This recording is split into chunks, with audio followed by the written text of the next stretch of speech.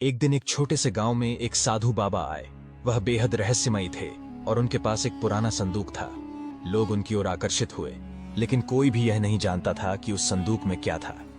बाबा ने गांव के लोगों से कहा, जो मेरे 3 सवालों का सही जवाब देगा वह इस संदूक को खोलने का हकदार होगा।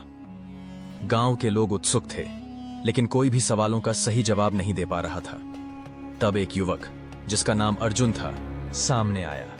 अर्जुन ने कहा, मैं ये सवाल हल करूंगा। बाबा मुस्कुराए और पहले सवाल का उत्तर दिया।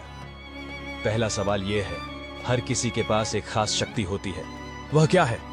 अर्जुन ने तुरंत जवाब दिया, इंसान की इच्छा शक्ति। बाबा ने अगला सवाल पूछा। दूसरा सवाल, हर आदमी जीवन में कभी ना कभी असफल होता है, फिर भी वह आगे बढ़ता रहता है, क्यों? अर्जुन ने कहा, क्योंकि उसे अपने सपनों पर विश्वास होता है। अब आखिरी सवाल था, तीसरा सवाल, जब तुम्हारे पास सब कुछ खोने का डर होता है तो तुम क्या करते हो? अर्जुन ने कुछ देर सोचा और कहा, मैं डर को अपने अंदर से बाहर निकालता हूं और साहस से आगे बढ़ता हूं। बाबा ने उसकी बातें सुनी और मुस्कुराते हुए कहा, तुमने सही जवाब दिया है अर्जुन।